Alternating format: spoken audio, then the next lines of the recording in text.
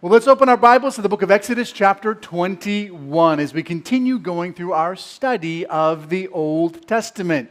You recall sa nagligad that Israel and Moses had arrived at Mount Sinai. Ara sila sa bukid sang Ginoo. And when they arrived at Mount Sinai, the Lord met them with great pizzazz. I mean, there was thunder and lightning and fire and smoke. May linog pa. Grabe ang tsura sang bukid. Hadlok sila tanan. And the Lord warned them, hindi pwede lapit ka mo sa bukid. Hindi pwede matakpan sa bukid. And the idea was God was going to come down. He was going to be on the mountain. Therefore, ang bukid, balaan na. The mountain became holy. And if you touched the mountain, ikaw man, you would become holy, but you weren't worthy.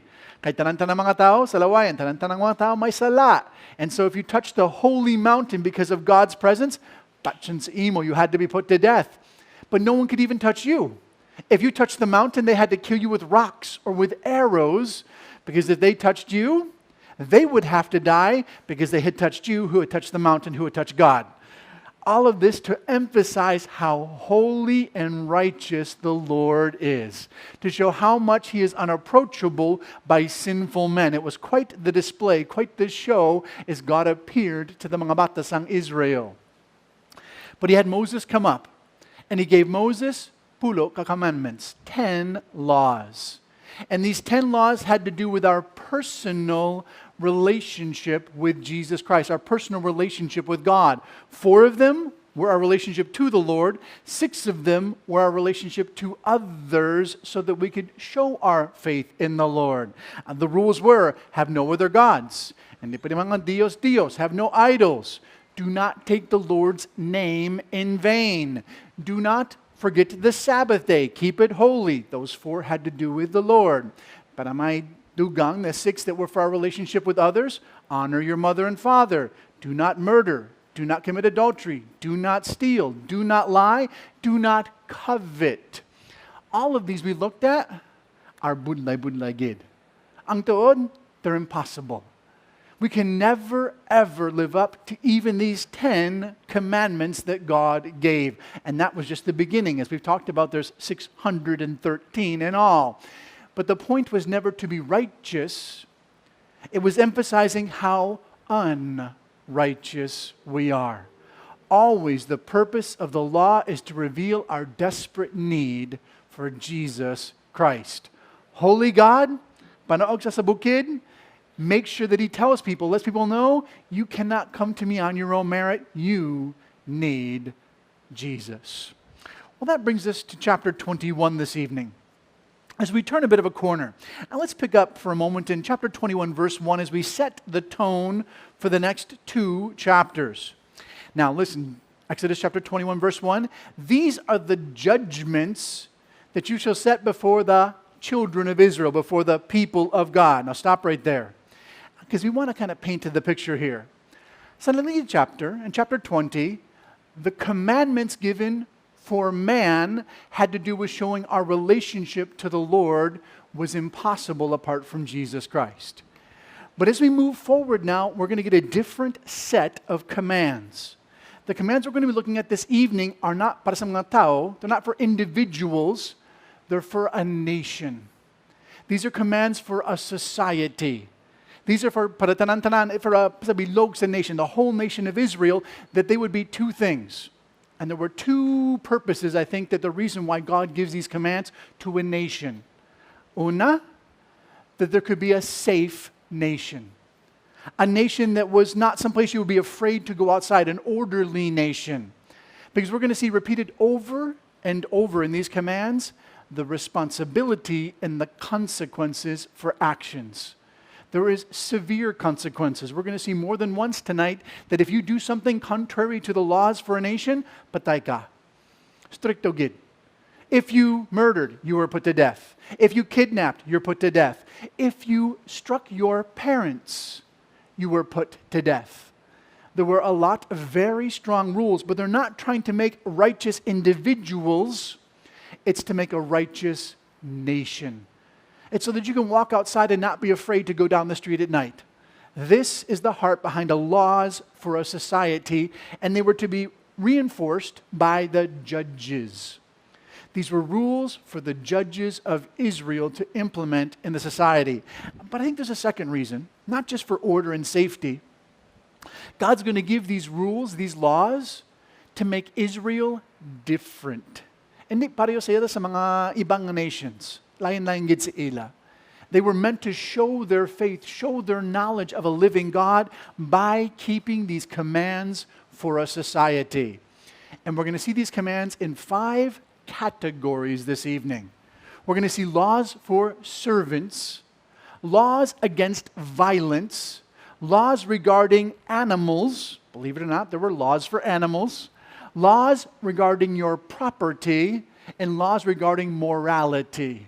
So lima kabilog, there's lima kaklase sang rules that God is going to give to a society. Let's pick up. Exodus chapter 21, beginning in verse 2. Let's cover the first of them, which are the rules for servants. Exodus chapter 21, beginning in verse 2. If you buy a Hebrew servant, he shall serve you for 6 years. But in the 7th year, he will go out free and pay nothing. If he comes in by himself, he will go out by himself. If he comes in married, his wife will go out with him. Pero, if his master gives him a wife, and she has borne him sons and daughters, the wife and her children will be her master's. They will not go out with the servant. But if the servant says plainly, I love my master, I love my wife, I love my children, I do not want to go out free. Then his master shall bring him to the judges, and he will also bring him to the door or a door post, and he will put an ear or drive an awl through his ear, and he shall serve the master forever. Now if a man sells his daughter to be a female slave, she does not go out like the male slaves do. If she does not please her master, who has betrothed her to himself, then he will let her be redeemed. He shall have no right to sell her to foreign people, since he has dealt deceitfully with her. And if he has betrothed her to his son, he will deal with her according to the custom of daughters. If he takes another wife, he will not diminish the first wife's food, clothing, or her marriage rights. If he does not do these 3 things for her, she will go out free without paying any money. So stop right there. So the first set of rules para sa bilog sa nation for a society has to do with mga salugoon, servants. We would say employees, those who work for another. And the first one there in verse 2 says, kung may salugoon, halin sa Israel. So this is a male servant from the nation of Israel. He would serve you for 6 years. Anong katuig? Sa ikapito katuig, in the 7th year, hilway siya. Wala bayad. There was nothing he had to pay. He automatically would go free in the 7th year because you cannot own men. By the way, this is very powerful, especially considering in the day this was written, damo mga slaves. And God was establishing men do not own men. Why? Because God does. Don't mistake this. It's not saying that we're not owned. We're just not owned by ibang tao. We are owned by the Lord. It is God to whom we owe our allegiance. He is the one who created us. He is the one we are to live our lives for. So to Him and Him alone are we the property of. You might say, are you sure? I say, does God own us? 1 Corinthians chapter 6, verse 20 states, bayad na kita. We have been bought with a price. The price is Jesus Christ upon the cross. We are no longer ours to live as we choose. We are owned by God. So first of all, God establishes freedom after 7 years. But He goes on, I think, to also show that there is equality in the eyes of God. Para sa Ginoo, what a diferensya. Kung mangaranang ka o kung pigado. Kung may, you're the boss o kung salugoon ka. If you are hilway o kung you are a slave, God does not care.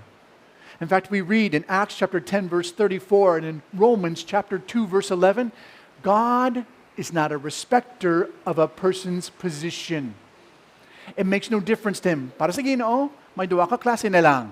Ang mga tao, wala pagtuo kay Jesus. At ang mga tao, luwas na sila kay may pagtuo sila kay Jesus. That's it. For the Lord, those are the only 2 categories He does not respect: positions that people have or the money they may possess in this life. So, God owns us, and He doesn't care about the positions we have. This is the first law regarding servants. But there's a second law in verses 3 through 6. If a person becomes a servant, so sulugoan sila, and after 7 years they want to be free, hilway sila. Wala bayad, hilway sila. If they were married, so may asawa sila, before they became a servant, then when they were set free, ila asawa, hilway man. Pero, if your master gave you a wife, then your wife and your children belong to your master and would not go free with you. Therefore, there was an opportunity. After 7 years, kung gusto mo, pwede mabilin. You could stay. Why would a servant stay? 2 reasons. A servant might stay because he loves his master. He says, namin ko akong boss, my master is a wonderful man. I'm not going to be free. I want to serve him for the rest of my life. O kon, he might say, I love my wife. Dako pa lang ko para sa akong asawa, akong mga bata. Since they don't go free, I'm going to stay a servant and stay with them. Whatever the reason, whether they were choosing because he loved the master or because he loves his wife, his ear would be taken to a hamba, a doorpost, and pierced as a sign that he was a bond servant. A bond servant is someone who is a servant para sa bilog sa ila kabuhi, wala unta.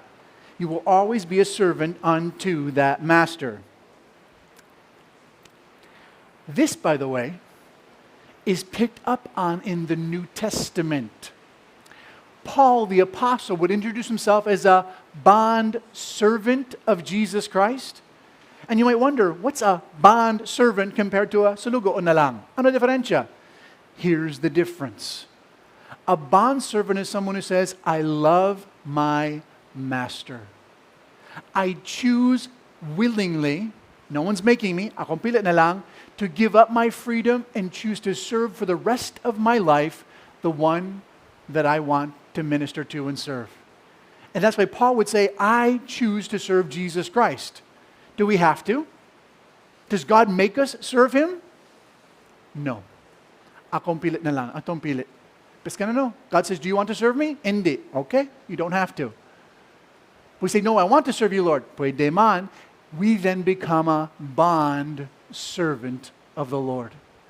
Someone who forsakes, gives up our rights that we may always be those who serve Jesus Christ. I love this idea of a bondservant. It is powerful. One who gives up his freedom to serve his master. But there is something here that's worth mentioning as well. Notice, if a bondservant chose to remain, he went to the mga hukom, the judges. And the judges would be the one to pierce his ear. The word here for mga hukom, judges, is actually the word Elohim. Now, Elohim is the Hebrew for mga Dios. So actually it's saying the gods. It's the same word used in Genesis chapter 1, verse 1. In the beginning, Elohim created the heavens and the earth. It's the exact same word. And this has caused some confusion. Because why would God call judges mga Elohim, the mga Dios? It turns out this isn't the only place. For you also read in Psalm chapter 8, verse 6, that among anghel, the angels, are called Elohim. May isa pa in Exodus chapter 22, verse 28, we'll get there a little later tonight, the rulers of Israel are called Elohim. And you're going, well, what is that? The idea is that judges are in the place of God enforcing His laws. Because they're enforcing the laws of God, they represent Elohim. The angels are messengers from God. Because they're sent from God with His message, they are Elohim. They're the messengers from God. The leaders of Israel were the ones who watched over the people of God. Since they were watching in the place of God, Elohim sila, mga Dios. They were the ones representing God as they watched over the people. So this is why that word is used. It is the same, by the way. It doesn't spell different. It's just the context that decides its interpretation. causes confusion sometimes. It's just speaking of those who represent the Lord. Ikatatlo. There's a third law regarding servants in verses 7 through 11, and that's kung may salugoon, pero babae siya.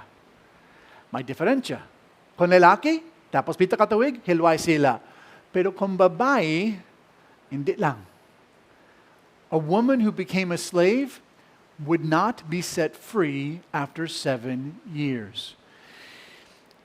And this causes problems. Sigurado, there were those who say, wow, man, the Bible is chauvinistic. The Bible is apparently contrary to women. The Bible says some pretty terrible things. Are you saying that women aren't the equal of men? Is the Bible saying, hindi umaman sila? That men are mas importante kumpara sa mga babae? No. It's not what the Bible is saying, and let me explain why. In the day, in the age when this was written, women had no rights. None at all. They were considered to be property. They were considered to be the possession of either their father or their husband. Their father, kung bata pa sila, kung may edad na, they were the possession of their husband. This was the norm sa bilog sa kalibutan. This is the beginning of the Bible changing that. For we're going to see here the Bible begins to give rights to women where rights had never been given before. And you might sit there and say, well, hindi pare subang, because subang, mga babae, amo man sila sa mga lalaki, wala diferensya. We have equal rights now. Are you sure? You say that because you are in a Christian nation. Basta may Christian nation, yes, amo man sila mga babae kag lalaki, they're the same. When you leave a Christian nation, that is not the case. If you were in an Islamic country, kung nada ka mo sa Saudi Arabia, o kung sa Iran, o kung sa Iraq, the law would be very different. Women cannot vote. Women cannot own property. Women cannot drive. Women are not allowed to magwa sa ila balay kung wala bantay sa ila. This is the law hasta subong in countries that are not Christian.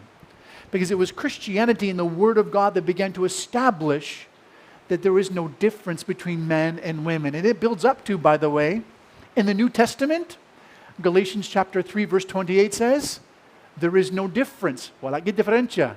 Kung mangaranan, kung bigado. If you're a boss, o kung salugoon. Kung babae o kung lalaki, arat sila tanan, they're equal in Jesus Christ. That was an absolutely unheard of statement. It is the Bible that gives rights, equality to men and women. For notice there was rules. And the rules were pretty straightforward. If a woman became a servant to her master, but she did not please her master, he could not sell her sa iban sa mga tao. He didn't have the right to just say, you're my property. I can say the Biscansino. No, if a woman was a servant, salugoon siya, and she did not please her master, he had to put her back, sell her back to her family, for she had rights. He could not do with her just what he wanted. Now, another instance. If a man buys a woman, takes a servant, for his wife, for asawa para sa iya bata, wife for his son, and the son then married her, she was no longer a servant. The moment the son married the woman, she became a daughter and had equal rights as the wife of his son. For the woman had rights. May sapagid. If a man marries a woman, servant marries her, and then duga-duga, he takes a second wife, sa may katuwang asawa, he's not allowed to neglect his first wife. If he doesn't give her equal food, equal clothing, marital rights, then she is free. Hilway siya, he can no longer keep her. She is no longer a servant to him. All that to say quite simply that they were the rights beginning to be established to show equality between men and women, contrary to what was the common status of the day. But there's one thing worth mentioning. There's two wives. There's a law regarding may duwa ka asawa. And you might go, nga ay na, kasi sigurado hindi mayogid. That's not good. Which it's true, it's not. The Bible in the Old Testament never condones having more than one wife. It just sets boundaries if someone chose to do that. It's not saying it's good. It's just saying if you do, you need to treat them equally. But the rabbis, the teachers of Israel, took note that every time, si Jacob, pila ka asawa ni Jacob?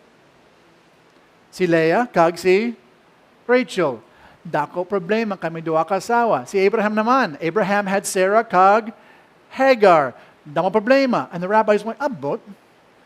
Basta may duha ka asawa, budlay gitanan. David, lots of problems to give his wife. Solomon, grabe. Isa kalibo iya asawa. Grabe ang buang sa sigurado. But his wives turned his heart away from the Lord. And the rabbis went, this is not of God. In the New Testament, it is clarified and codified. For Jesus would go back to Genesis chapter 2 and say, marriage is one man and one woman only.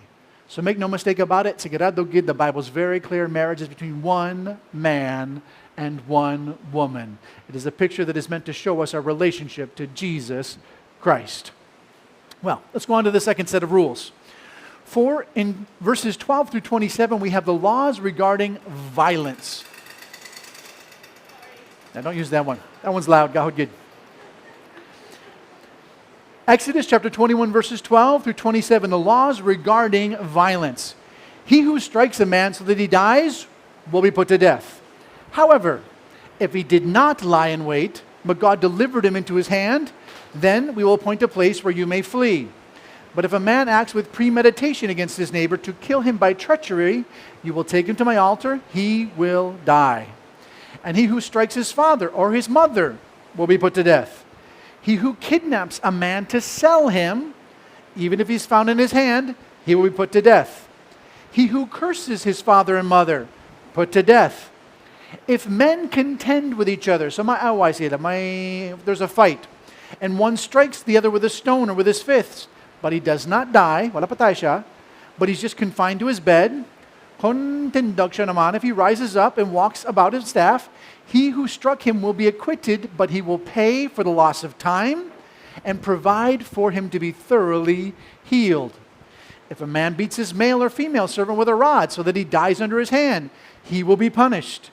Notwithstanding, if the servant remains alive, he will not be punished, for he is property.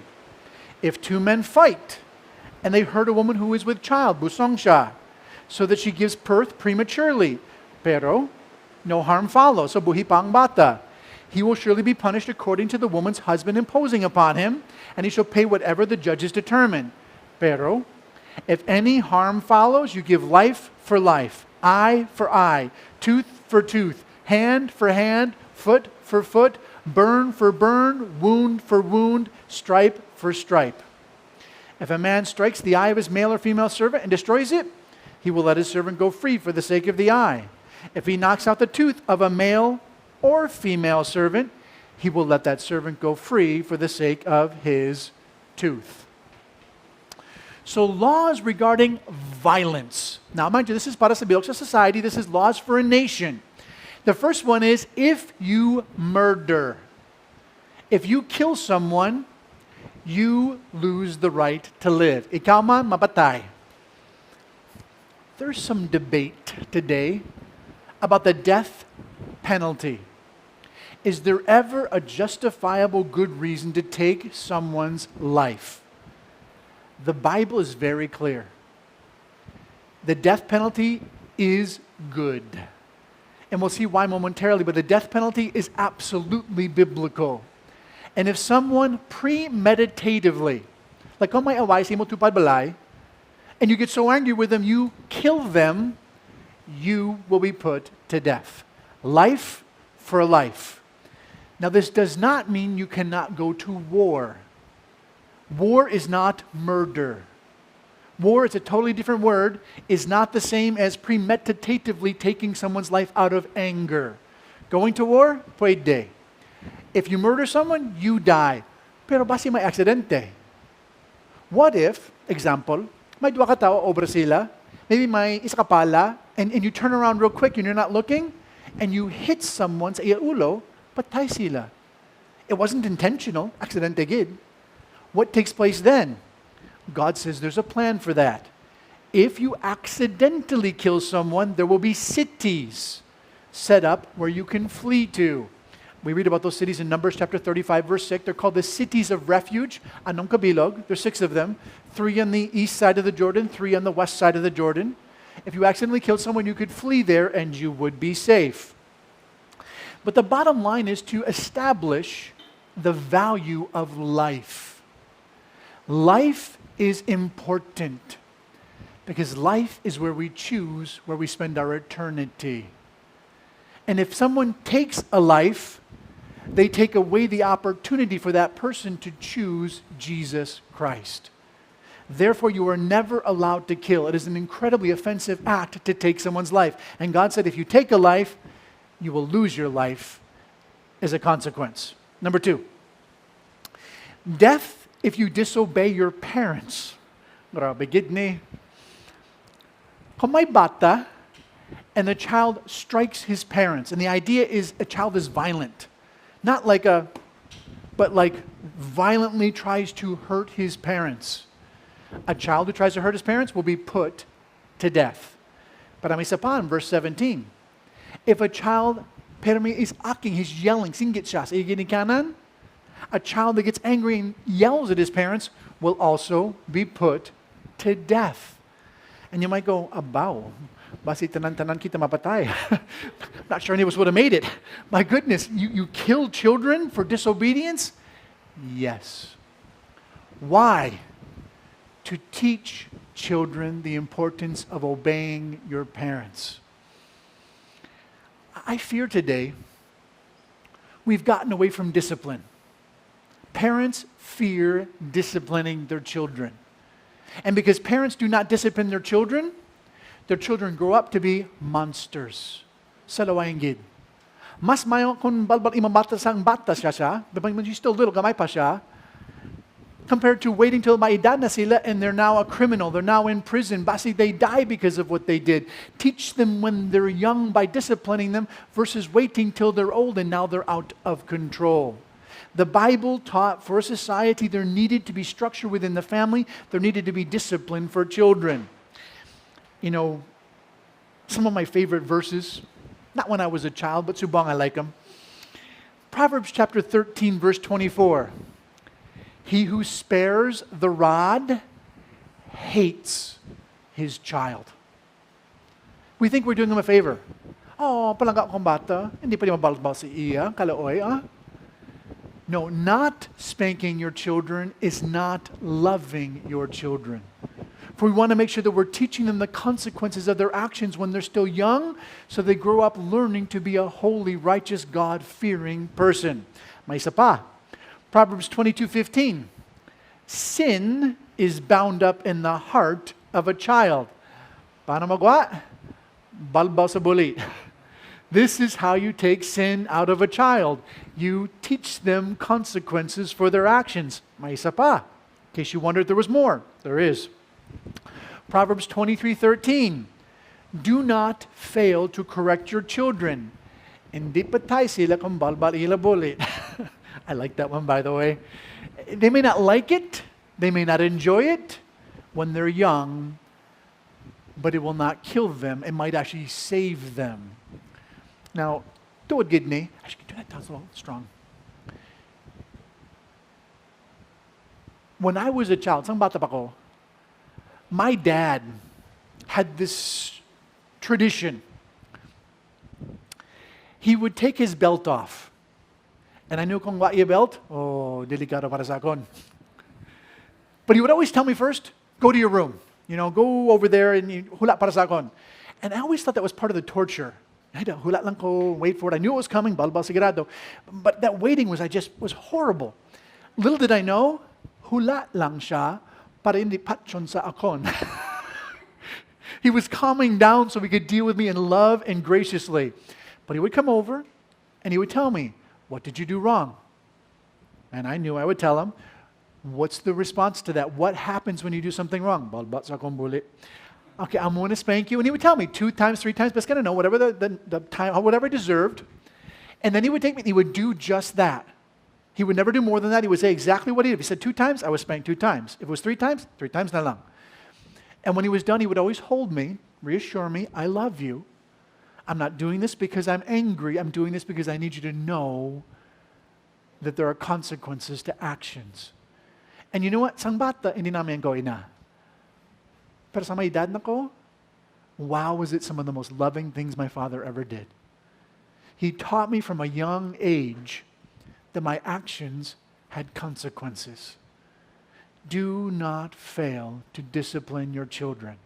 And the law went to an extreme. It is an extreme. But it meant the parents understood, don't let your kids get out of control because they could die. Don't let it go too far. It could cost them their life. Train them, teach them to live in a godly society. Ikatatlo, verse 16. If you kidnapped somebody, patay ka. It's that simple. If you took someone against their will, you were executed for it. Then you go, there's an awful lot of killing here. Killing for disobedience, killing for kidnapping. The law was tough, but it made for a safe society. Do you know in Mexico, the punishment for kidnapping is rather mild. And because of that, there are over 4,000 kidnappings every year. Because there's not a strong consequence, therefore the nation becomes sinful and out of control, and people live in fear rather than in safety. The law was meant to teach us that there's consequence to our actions to allow us to live in a safe world. May ikapat pa, verses 18 through 19. The law regarding maiming. Kung may duwa ka tao, away sila. And ang isa, either from a fist or from a stone, baskan na lang, if one of them was hurt, pero wala patay siya. He didn't die, he was just hurt. The person who did the damage had to pay for all of their lost salary. So, ila sweldo. Ang responsibility, the person who was responsible, siya nagbayad. Kag, their medical bills pa. You had to pay all of their medical bills until they got better. I like this. Can you imagine, konsubang, amaman, how much fewer fights there would be? How much fewer mga inom hubog we would see? Because hadlok sila, they would think, if I get into a fight, I'm going to have to pay for their salary. I'm going to have to pay for their hospital bills. It's not worth it. No, I'm not going to do it because there was consequences to actions.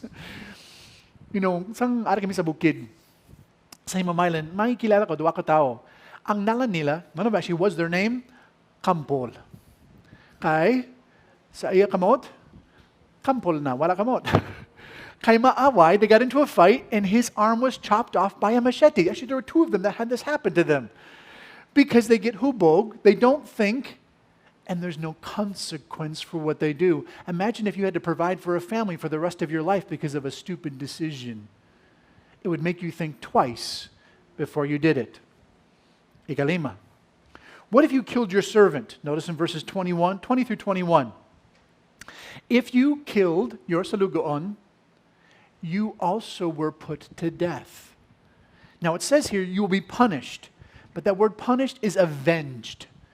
The same thing you did to your servant would be done unto you. So there was a death penalty for killing your servant. Again, you see the fact they gave rights. In a world where there was none, the Bible established there were rights even for slaves.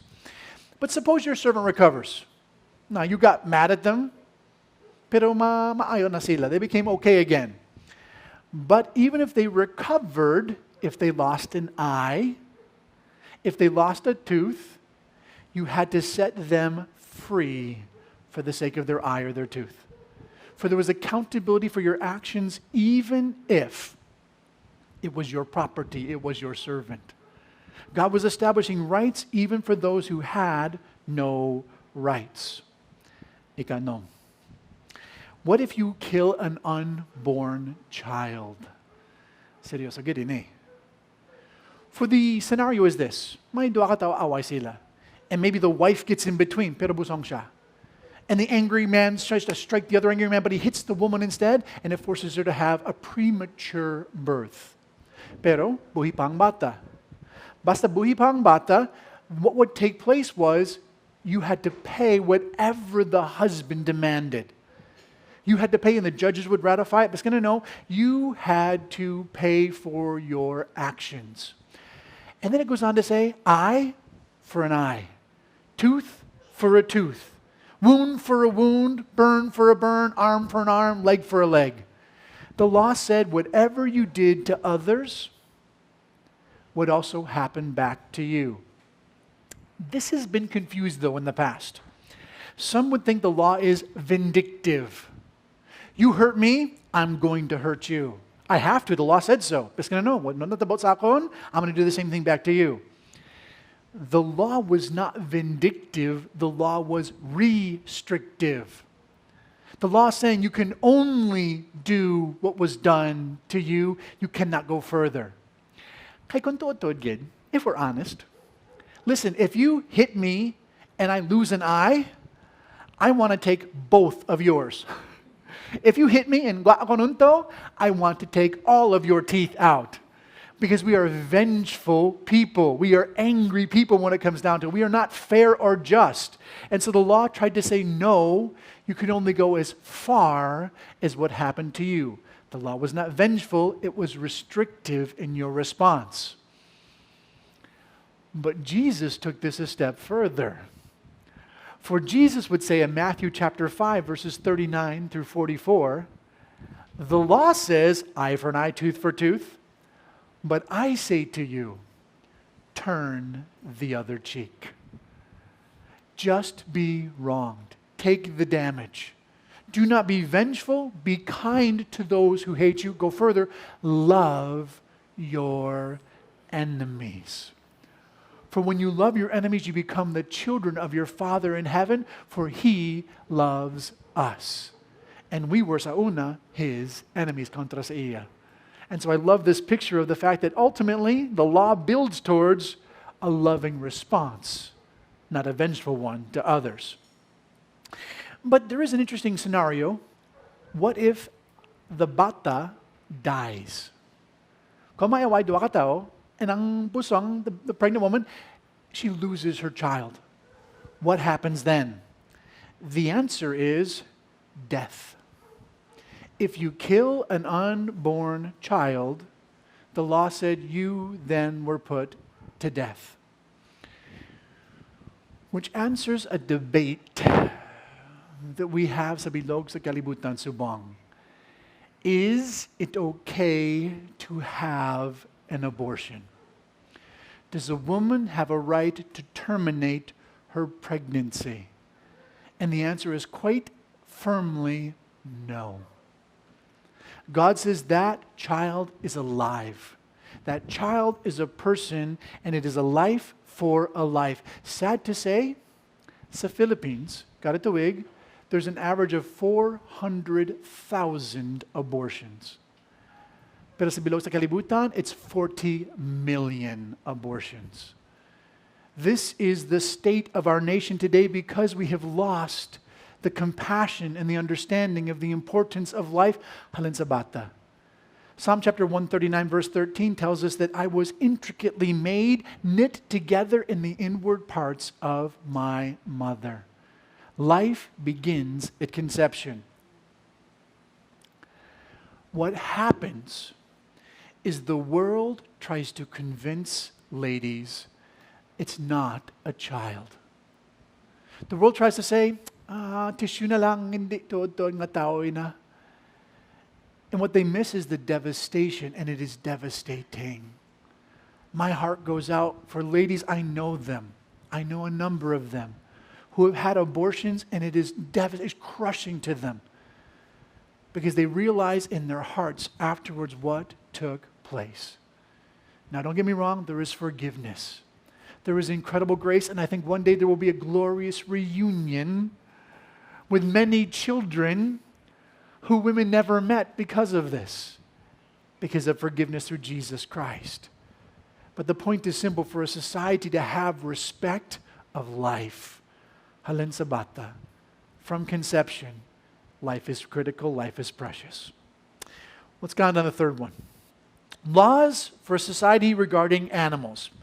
Picking up in verse 28, we'll read down to verse 36, to the end of the chapter. Laws regarding animals. If you have an ox, now an ox, by the way, is pare sa kerabaw, ang tsura amoman, and it gores a man or a woman to death, the ox will surely be stoned, and its flesh will not be eaten. But the owner of the ox will be acquitted. But if the ox had a tendency to thrust with its horns in the past, and had been made known to the owner, and he had not kept it confined, so that it killed a man or woman, the ox is stoned, so is the owner. The owner is put to death as well. If there is imposed upon him a sum of money, then he shall pay to redeem his life, whatever is imposed upon him. Now, whether it is gored a son or gored a daughter, according to the judgment, it shall be done to him. If the ox gores a male or female servant, so may mga sadugo ang patay, he will give to their master 30 shekels of silver, and the ox will be stoned. If a man opens a pit, he digs a pit and does not cover it, and an ox or a donkey falls in, the owner of the pit will make it good. He will give money to the owner of the ox or the donkey, but the dead animal will be his. If one man's ox hurts another so that it dies, they will sell the live ox and divide the money, and then the dead ox will also be divided among the two of them. Or if it was known that the ox had tended to thrust in the past and its owner did not keep him confined, the one who was responsible will pay for the ox, and then the dead animal will be his. So laws regarding animals, again, shows accountability for actions. For notice, if you have an ox, may kerabaw ka, and it kills the tao, it horns him to death, and he dies, you were to kill the ox. He had to be put to death. But the person who owned the ox was not responsible, unless he knew about it. If you knew your ox had a tendency to go around using its horns and hurting things, and you did not confine that ox, you were responsible for your knowledge. You were put to death along with the ox, for you were accountable for what you knew. Now, if your ox happened to gore a servant, sulugo ang patay, we're told that you had to then pay 30 pieces of silver to the owner of the servant. Nahula ang anay. 30 pieces of silver. Where have you heard 30 pieces of silver before? Jesus was betrayed for the price of a gored servant. That always amazed me, by the way. It's not a random number. You think in the New Testament, not 30 pieces of silver. Why did they pick that number? It was a very specific number. It shows they had no value, considered Jesus to be so little of worth that they only paid to betray him what you would pay for a gored servant. It says a whole lot about the Pharisees, by the way. They thought nothing of Christ. But there's a second rule. What if you dig a ditch? Kut ka, there's a ditch in the ground, and you don't cover it up, and an ox or a donkey falls in and dies. You are responsible. You had to pay for the cost of the dead donkey or animal, because if you did it, you were accountable for what happened because of it. Now, may kilala ko, tuod gid ni.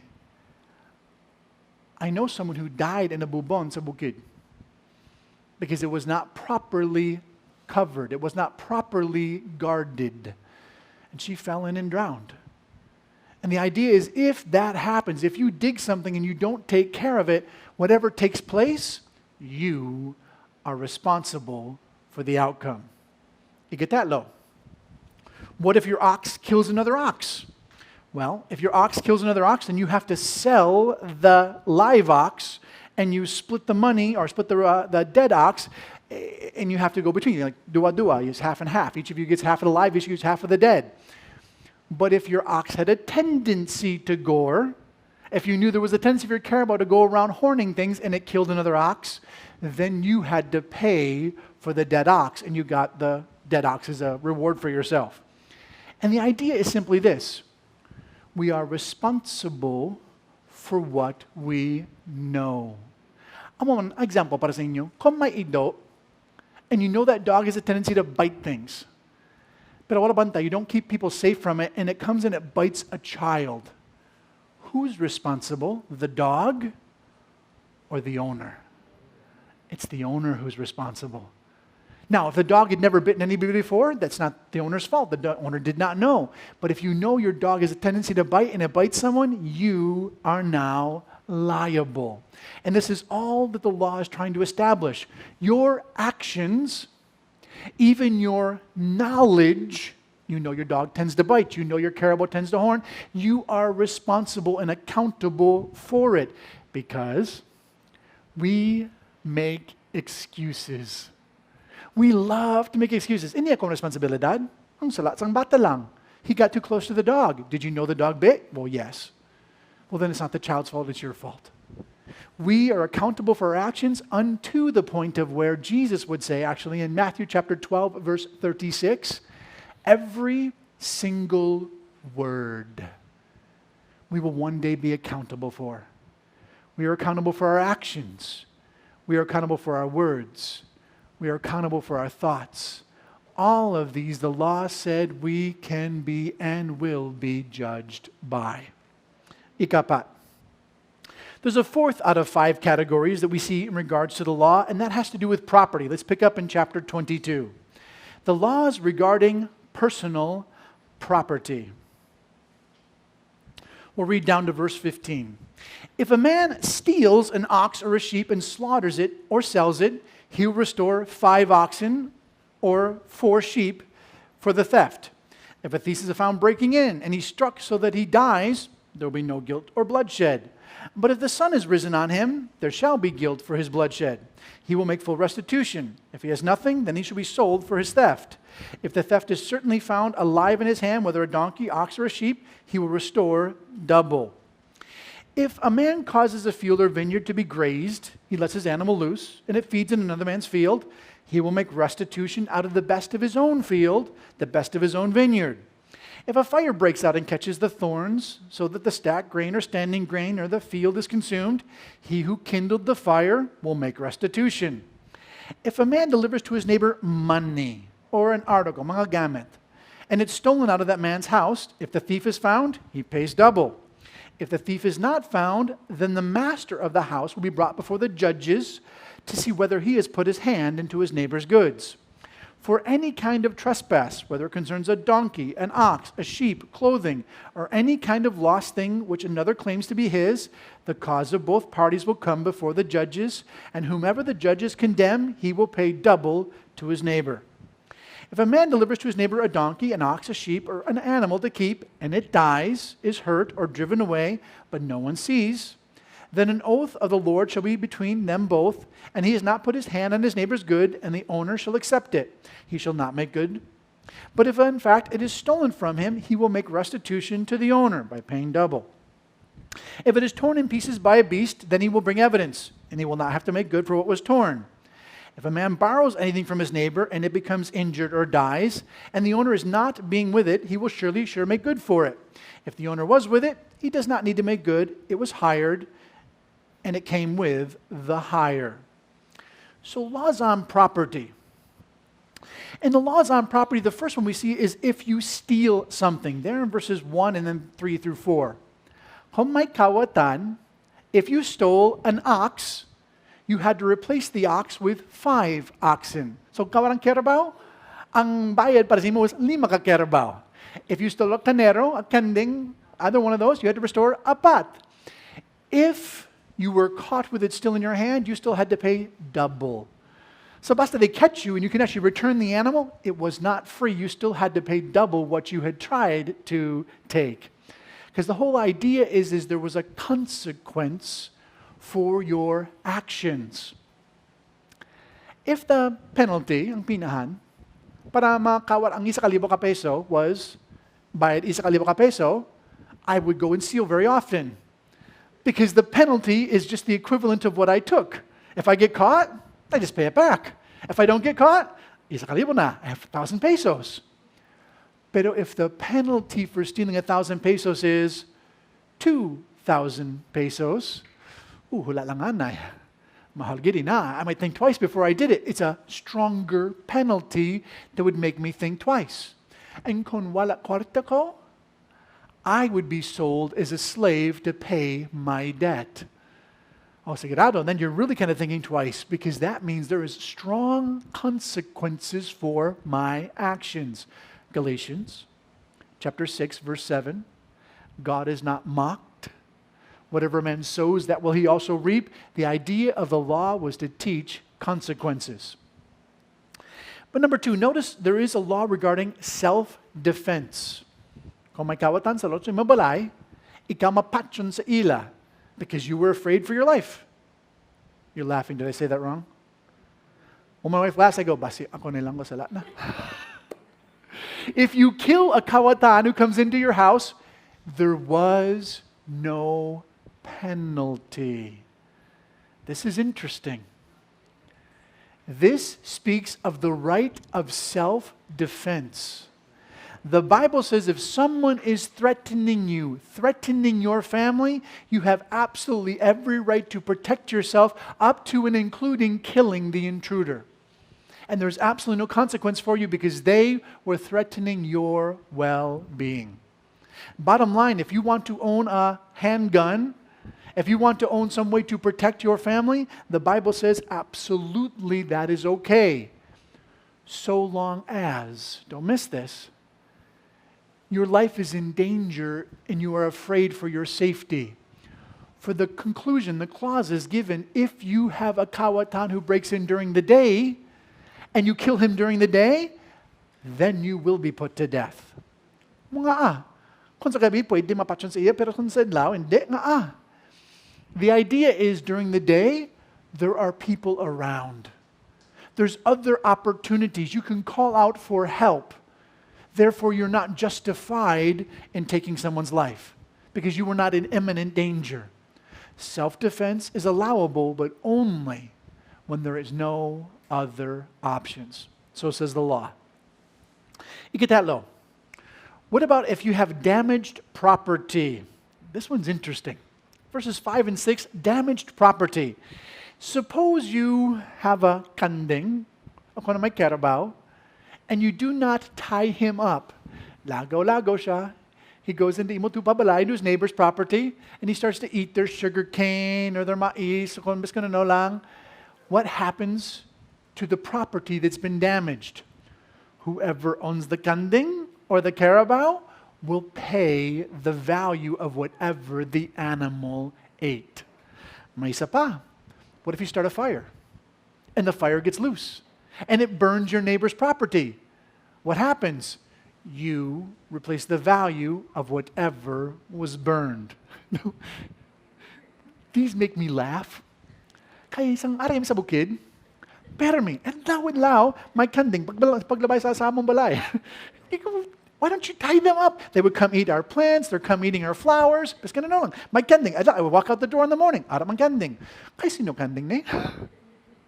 It happened all the time. Keraba amoman. The Keraba are always eating the sugarcane fields that are not their own property. Kag mayroon naman, they start the fires sa bukid, pero may singgit, so they have the fires they start up because they burnt the fields every 3 years. Fire gets out of control, burns your neighbor's field. Who's responsible? You are. Whatever you do, you are liable for. Your actions have consequences and there's accountability for anything that takes place. Whether it's your animal or your fire, if something is stolen, something is destroyed, you pay for it.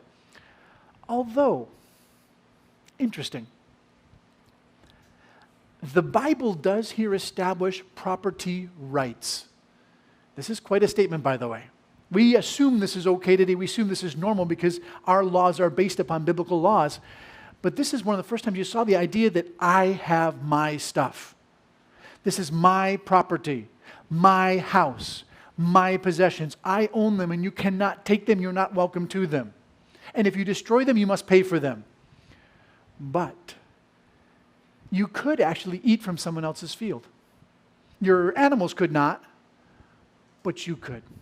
According to Deuteronomy 23:25, kung gutom ka, you cannot harvest, pero bis ka nung kinahanglan para mabuhi pa, you were allowed to eat. You could eat from someone else's field because God valued life above property. Kind of interesting. Well, number 4, the fourth thing we see about this idea of property is borrowing and lending. I like this one. Borrowing and lending. If you borrow anything, biska na lang, sapat, animals, cell phone, laptop, biska na no, and it is stolen, what takes place? Well, if the thief is found, he pays double. Whatever he stole, same rule, they pay double. If he is not found, you are brought before the judges, and the judges decide who's responsible. Did you steal it, or are you just saying, oh, ambot na, may kawatan, kaya wala na? You went before the judges, they decided whoever the judges said were guilty, they had to pay double. They paid double. Which brings up an interesting idea. What happens in the church if there's a disagreement over something that someone borrowed? You borrow my iPad, you borrow my laptop, you borrow my cell phone, you borrow kwarta, and wala bayad. You lose it. It doesn't get paid back. What should I do? Do I take you to the judges? The law says yes. The law says if there's ever a disagreement about anything, you take it before the judges and the judges decide. But that's not what the New Testament says. The New Testament actually contradicts this. It amplifies this. For Paul would say in 1 Corinthians chapter 6, basta may gira, basta may away, there's a war, a battle between two people over something that was borrowed, some contract, basta may pakyaw, there's some contract that you have with somebody and they didn't follow through with it. Do you take it to the judges? No. Paul said, why not rather be wronged? Why would you take and be defamed by the name of Christ in front of the world by arguing? Can you imagine if you went to the court? May duwa ka tao halin sa simbahan. They're arguing with each other. They're yelling at each other. They're bitter and angry with each other. And the judge looks and says, this is church? This is what believers do? You are who follow Jesus. I don't want that. I'm not going to go there. So for the sake of mga kwarta, mga gamit na lang, we defame the name of Christ. We make Jesus look bad before the world. So Paul said, listen, if someone does wrong to you, just take it. If someone steals from you, let them have it. Do not go before the judges with your brothers. So the law says judges, but grace says better to have an example. Well, suppose you borrow an animal and it dies. And then what happens? If you swear that you have no idea how it took place, then the owner had to accept that. Hey, and it just happens, I borrowed an animal, it just died. But if you stole it, you pay double. If you were renting it and it died in your hands, you had to replace it. This one is interesting. Because the principle here is, kon hulam biskanano lang, hulam kwarta, hulam mga gamit. If you borrow it, make very certain you can replace it if it breaks. Because if it breaks while it is in your hands, imo salat, imo responsibilidad. I always smile at this. Someone borrows something and they bring it back and it's all broken and pieces, and like, balik sa mo na, here's what you borrowed from you. And you're like, that's not the way that I gave it to you. It looks different now than when I let you borrow it. Oh, imo naman. No. If we borrow, we return in the same manner, the same condition that we took it in.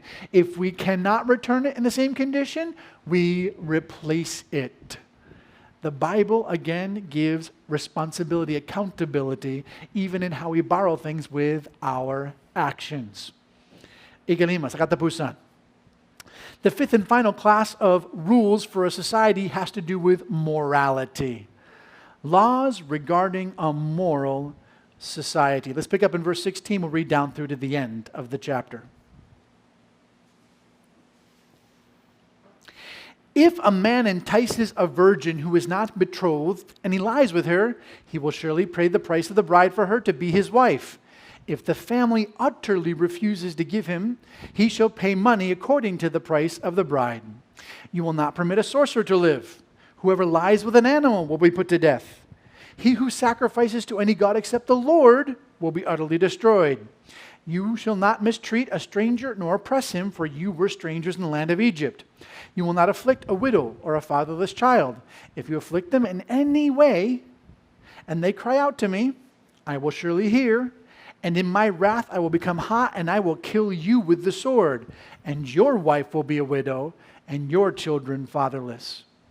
If you lend money to any of my people who are poor among you, you will not be like a moneylender to him. You will not charge him interest. If you ever take your neighbor's garment as a pledge, and you do not return to him before the sun goes down, that garment was his only covering. It was the garment for his skin. What will he sleep in?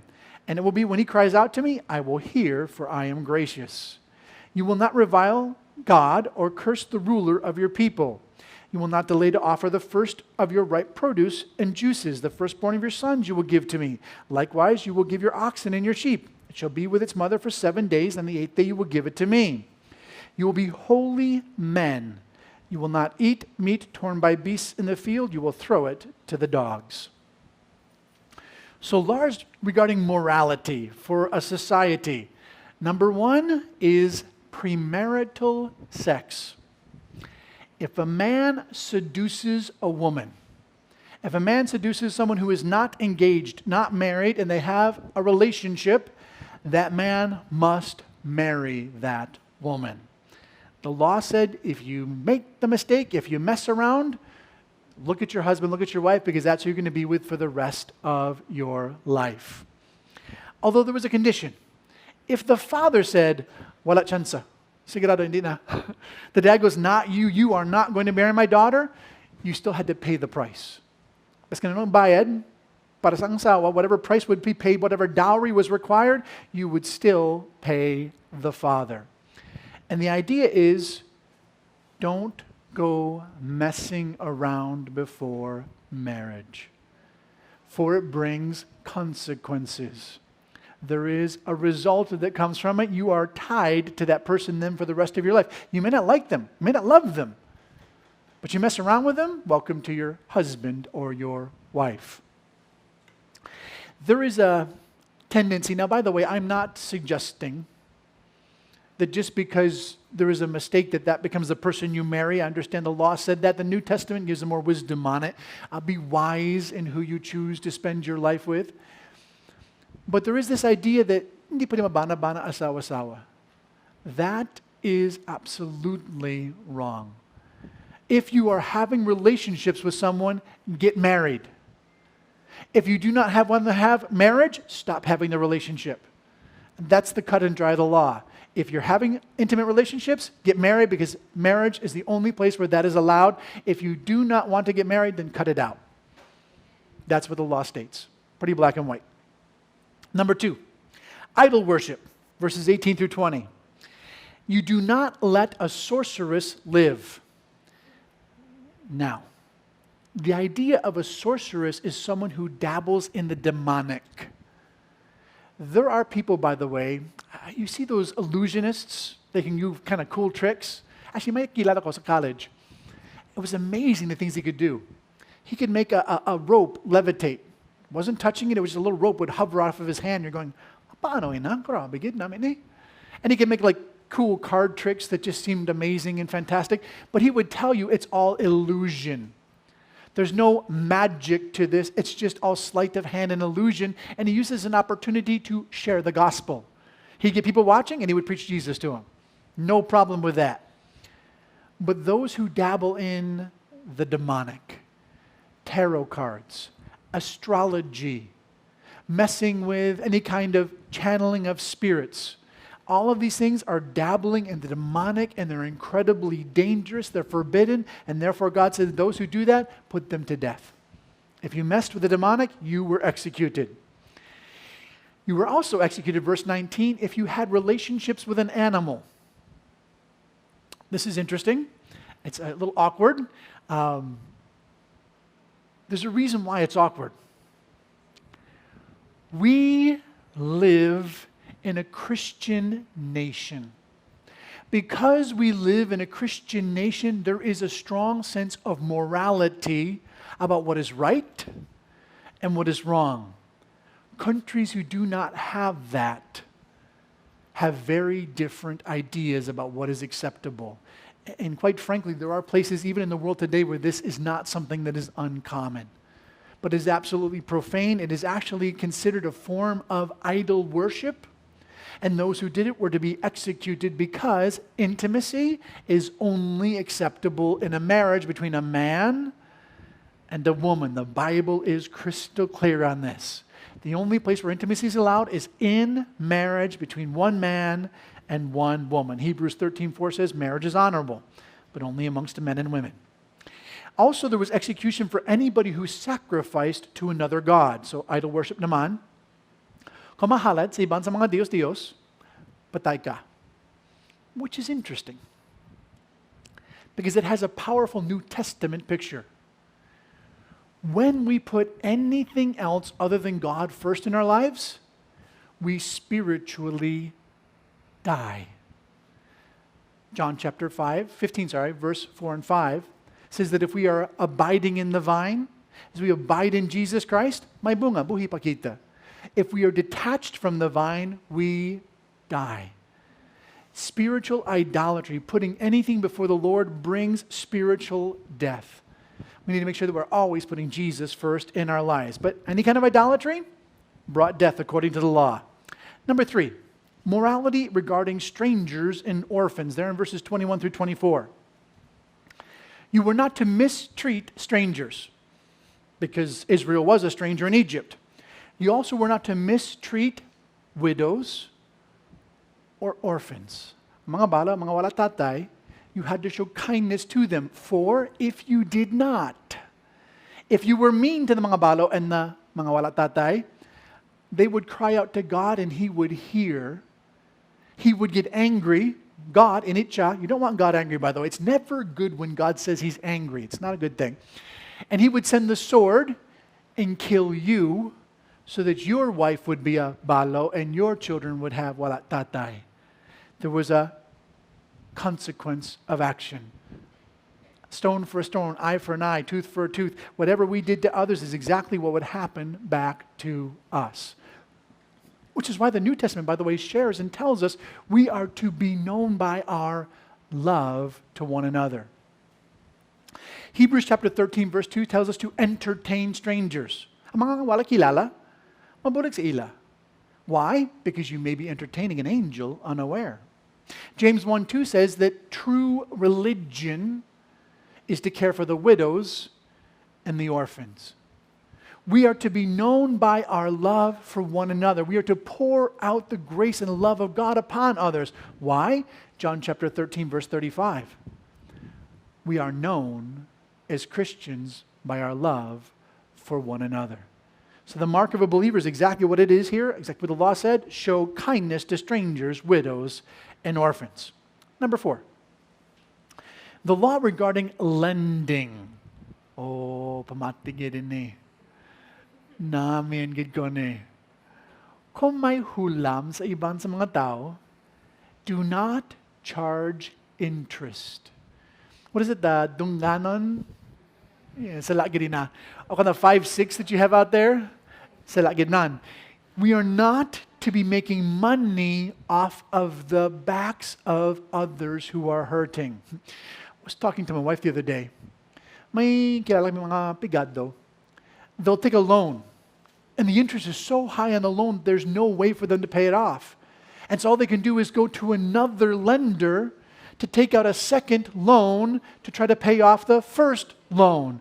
It's an unending cycle that it devastates, it destroys them.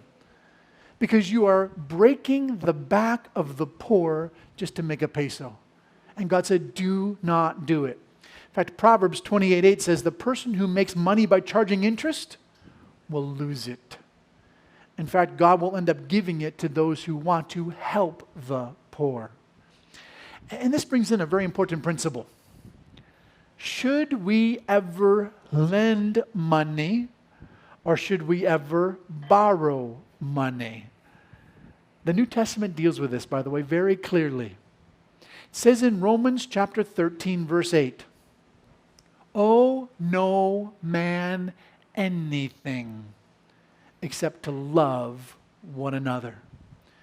Do we borrow? No. Do we lend? No. Why? I'll give you a favorite Ilonggo phrase. Ready? Sang hulam, lipay-lipay. Kon bayad, away. You destroy friendships, relationships. You can destroy the integrity of a church with this idea of trying to make money off of others.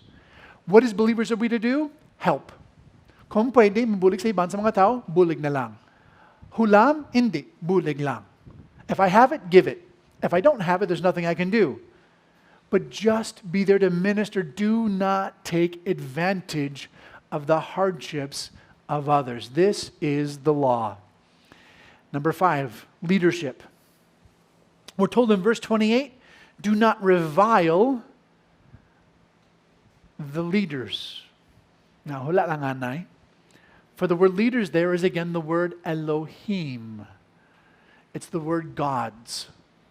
For we're talking about, as we mentioned earlier, that they're in the position of the Lord. And this is the idea. Why don't you revile the leaders? Why don't you aki sa mga governors, the leaders of the nation? Why don't we get upset with them? Because they are standing in the place of God. God put them in that place. Romans chapter 13, verse 1. No government is there by accident. It is appointed, is placed there by the Lord. Listen, we're never to sit there and start talking bad about our leaders. Now, that might seem like something that's rather fun to do. We might enjoy talking bad about the mayor or the president. Biskin sino lang, ambot sa ila, buwang sa ila. Don't do it. God put them there. God placed them there. They're acting on the behalf of God, and therefore we are to show them the respect they are due. Now, if they contradict the Word of God, then we follow the Word of God and not them. But unless they contradict the Word of God, hey, you know what? We are under their authority. God has put them in that place. We are not to revile them. Number 6, and finally, we are to be holy. The laws for society regarding morality concludes with holiness. And we see this holiness in 2 ways. One, in what we eat. For notice in verse 31, it says, don't eat meat that has been torn by an animal. Now this, by the way, is just practical. We would call it roadkill. If you have an animal, basta maidopis ka na lang, mahipit sa salagyan, don't cook it and eat it. That's just nasty. It's been laying on the road. It's not clean. So be holy, be set apart. Don't eat roadkill. But also holy in what we give. For notice, do not delay in giving your first fruits to the Lord.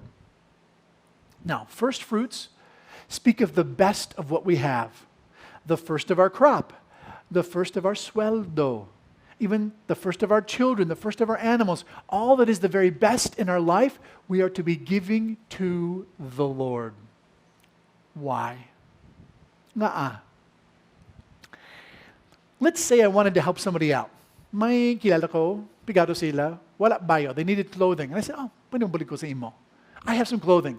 And I went and found the oldest, the most, smelly, nasty clothing I had. And I said, ay, nikinahang na ko ni, para sa imo na lang. What am I saying about a person if that's what I give someone who's in need? I'm telling them, I don't think much of you. I don't really care about you because I do not give you the best. I'm giving you the worst. And it's the same idea. We show our holiness. We show we are set apart for God by giving the very best of we have to God. Been many years serving in a church now. I'm often amazed at what people want to donate to the church. Ang basura na lang. It's hindi kinahanglan. They're just the trash. It's like, hey, I want to donate this to God. And God doesn't really want that, actually.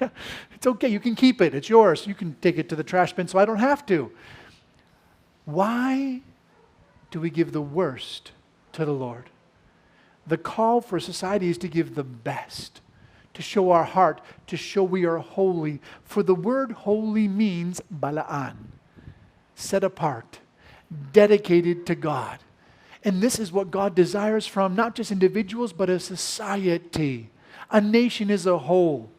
We're told in Leviticus chapter 19, verse 2, we are to be holy because God is holy. And therefore we're given rules. Rules individually, the Ten Commandments. Rules as a society, chapter 21 and 22. That we might be a holy people, a holy nation set apart for the Lord. But there is a problem. It doesn't work. It doesn't work because we are sinners. It doesn't work because we are in desperate need of a Savior. And as with the personal laws, the societal laws, by the way, prove the same thing. How do you change a nation? Sabi look sa Philippines subong and you go, ang mga tsura sa Philippines subong, why are people so lost? Why is the nation so dark? Why am I afraid to walk outside of my house at night? It's not because we need more laws. It's because we need more Jesus. You want to change a nation? Don't make laws. You want to change a nation? Preach the gospel. For when the hearts of the people are transformed by the Lord, the hearts of the nation will turn to the Lord, and you will find a godly nation once again. That's where revival comes from. The laws were meant to show how to have a good society, but only Jesus can bring the revival that allows us to have the society that the law presents. It always comes back to Jesus Christ.